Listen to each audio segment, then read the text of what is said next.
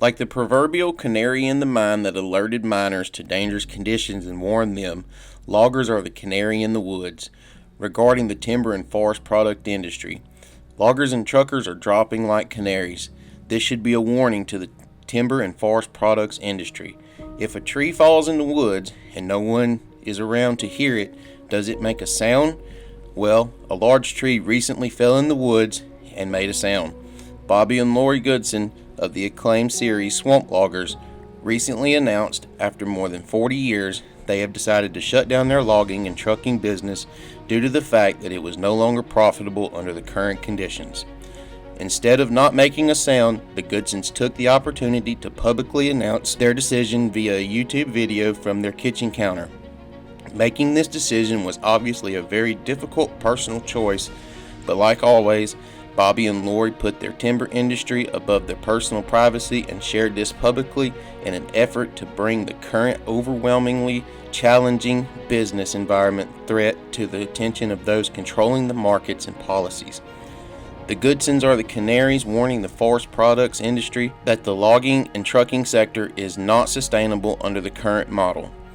The forest products industry and public policymakers can heed the warning that the Goodsons have shared or ignore it and live with the consequences. Fuel costs have proven to be the straw that broke the camel's back. Some mills have been professional and responsive in providing fuel adjustments, but most have not, and many only provided a portion of the actual increase in production and transportation cost. Those who feign that they don't fully know what the additional costs are employ a tried and true negotiating strategy of requesting that you provide a breakdown so they can better understand your cost.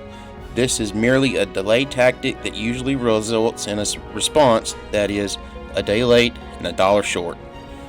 In order to provide loggers and truckers with the resource in response to this ongoing strategy, the Virginia Loggers Association worked with Dr. Joseph Conrad from the University of Georgia to provide an objective analysis of the incremental additional cost for production and transportation. Unfortunately, this information has not resulted in consistent or adequate fuel adjustments for loggers and truckers from many of the mills. Ironically, mill inbound supplies and outbound transportation fuel surcharge is not debated by the mills. The vendor tells the mills what the fuel surcharge is going to be and the mills pay it. Otherwise, the vendors don't provide the service.